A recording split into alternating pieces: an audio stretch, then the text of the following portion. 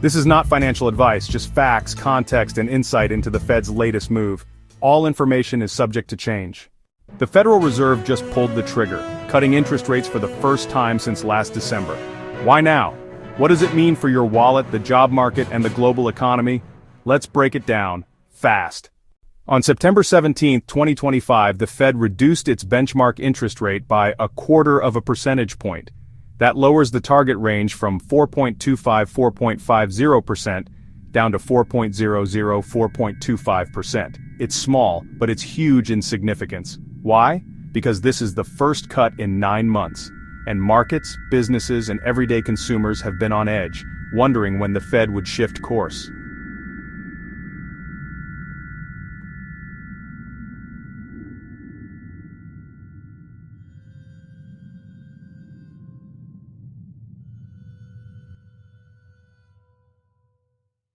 So why is the conversation shifting towards potential rate cuts now?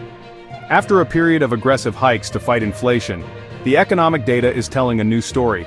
The Federal Reserve is seeing enough evidence of a slowdown to reconsider its restrictive stance. 3 key areas in particular are flashing yellow, signaling that the economy might need less pressure from high interest rates. First, and perhaps most importantly, the once red-hot labor market is finally cooling down. For the past couple of years, the story was one of unprecedented demand for workers, with help-wanted signs everywhere and employers competing fiercely for talent. That dynamic is changing. Job growth, while still positive, has slowed from a torrid pace of over 300,000 new jobs a month to a more moderate and sustainable level. Simultaneously, the unemployment rate, while still very low by historical standards, has begun to gently tick upward. The Fed isn't looking at the absolute low number, but the direction of the trend. A rising unemployment rate, even a slight one, suggests the balance between labor supply and demand is evening out. And critically, wage gains are moderating. While great for individual workers, rapid wage growth can fuel a wage price spiral, where higher wages lead to higher prices, which in turn lead to demands for even higher wages. Seeing this growth cool down gives the Fed confidence that a major driver of inflation is losing steam. The second major reason is a noticeable softening in overall economic growth. The primary measure of this is the gross domestic product, or GDP, which essentially acts as the nation's economic report card. Recent reports show that the rate of GDP growth has decelerated, indicating the economy is no longer expanding at its previous rapid clip. A huge piece of this puzzle is consumer spending, which is the main engine of the U.S. economy. Americans are becoming more cautious. After burning through pandemic-era savings and facing higher borrowing costs for everything from cars to credit cards, households are beginning to pull back. This isn't a collapse in spending, but a clear loss of momentum. We also see this caution on the business side. Indicators like factory orders and business investment are showing less vigor. When companies slow down their plans to build new facilities or buy new equipment, it's a powerful signal that they are less confident about future demand. This hesitation creates a ripple effect, slowing activity across their supply chains.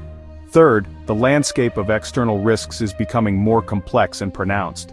The global economic picture is murky. Major trading partners are facing their own economic slowdowns, which can reduce demand for American exports. Geopolitical tensions continue to create uncertainty, reminding everyone how fragile global supply chains can be. Closer to home, ongoing trade disputes and shifts in domestic policy, from tariffs to regulations, add another layer of unpredictability. For businesses trying to make long-term plans, this kind of uncertainty is like a fog, forcing them to be more conservative with hiring and investment until the path forward is clearer. So, with all this slowing, what about inflation, the original villain of this story? The good news is that inflation has fallen significantly from its painful peak. It is, however, still hovering above the Federal Reserve's official 2% target, but the key here is the trajectory. Inflation is no longer accelerating. In fact, it's in a state of disinflation, meaning prices are still rising but at a much slower pace. With weaker economic demand from consumers and businesses, the upward pressure on prices is expected to continue easing. This brings us to the Fed's delicate balancing act. The central bank operates under a dual mandate from Congress to achieve both maximum employment and stable prices. It's now walking a razor-thin tightrope. If they cut interest rates too soon or too aggressively, they risk reigniting inflation. But if they wait too long, the economic slowdown could deepen into a painful recession, costing millions of Americans their jobs. The goal is the elusive soft landing, taming inflation without crashing the economy. When you hear the Fed announced a quarter-point cut, it means they've reduced their benchmark interest rate by 25 basis points. But what exactly is a basis point? It's the language of finance, where 1 basis point is simply 1/100th of a percentage point, so a 25 basis point cut is a precise way of saying the rate has been lowered by 0.25%. This isn't just any rate, it's the federal funds rate, which is actually a target range set by the Federal Open Market Committee, or FOMC. This rate dictates the interest banks charge each other for overnight loans, which they use to meet their daily reserve requirements. This is the very first, most direct impact of the Fed's decision. It's the epicenter from which the financial tremors begin to spread. But how does a change in this highly specific overnight interbank lending rate ripple outward to affect the entire economy? The answer lies in a series of transmission channels that carry the Fed's policy signal to the rest of us. Think of it like a broadcast. The Fed sends the signal, and 3 key receivers pick it up and pass it along: the bank prime rate, Treasury yields, and the Secured Overnight Financing Rate, or SOFR. First, the prime rate. This is the interest rate that commercial banks offer to their most creditworthy corporate clients. It's directly and formulaically tied to the federal funds rate, often calculated as the Fed's rate plus about 3%. When the Fed cuts its rate, the prime rate almost immediately follows suit. This is critical because the interest rates on many consumer products like credit card balances and home equity lines of credit are pegged directly to this prime rate. A Fed cut here means your credit card's variable APR is likely to drop soon after. The second channel is U.S. Treasury yields. These are the returns investors earn on government debt. The Fed doesn't directly control these, especially longer-term yields like the 10-year Treasury note. However, the Fed's policy actions and its guidance about the future heavily influence investor expectations for inflation and economic growth. A rate cut signals a more accommodative stance, which typically pushes these yields lower. And why does that matter? Because the 10-year Treasury yield is the primary benchmark for long-term fixed-rate loans, most notably 30-year fixed-rate mortgages. The third channel is SOFR, the Secured Overnight Financing Rate. This benchmark, which has largely replaced the old LIBOR standard, reflects the cost of borrowing cash overnight using Treasury securities as collateral. It's a broad, reliable measure that's closely linked to the Fed's policy rate.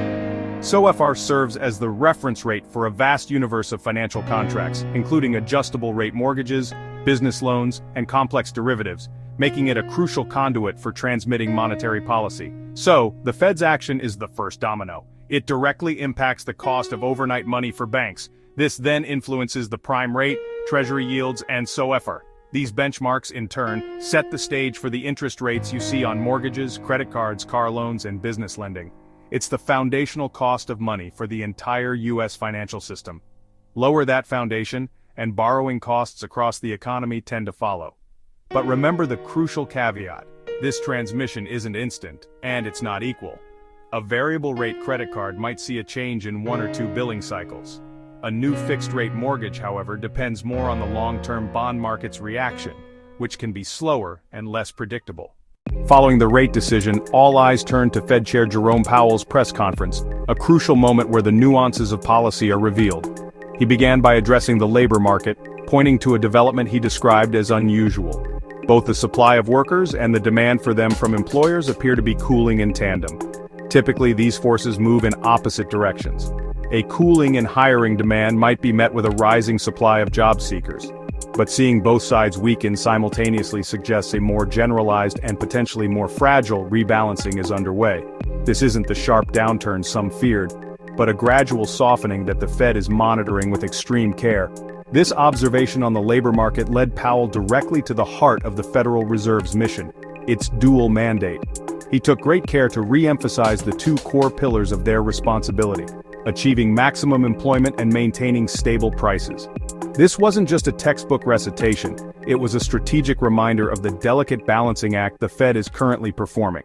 On one hand, they want to preserve the gains made in the job market, avoiding a policy that could trigger widespread layoffs. On the other hand, the fight against inflation is not yet won. Powell stressed that bringing inflation sustainably back to their 2% target remains their paramount long-term goal. He framed the current policy as the optimal way to navigate the inherent tension between these two objectives, a tightrope walk where a misstep in either direction carries significant consequences. So, what does this mean for the future? Powell's message on future rate cuts was a masterclass in managing expectations. He made it clear that the committee is prepared to respond if the economy weakens more than anticipated.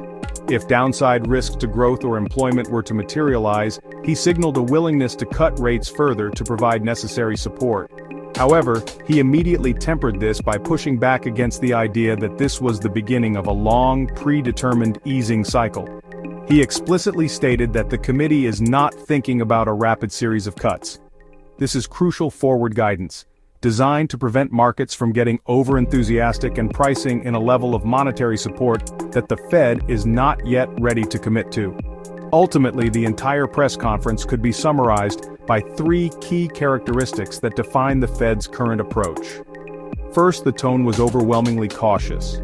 Powell repeatedly avoided declaring victory over inflation, underscoring the need for greater confidence that price pressures are truly on a path back to 2%. Second, he hammered home the point that the Fed is data-dependent. This means there is no preset course for interest rates. Every decision will be made meeting by meeting, based on the totality of incoming information. Finally, he projected an image of flexibility. The Fed is not locked into any single path. This flexibility is their primary tool for navigating an uncertain economic landscape. Thank you for watching. Please subscribe and share. All information is subject to change.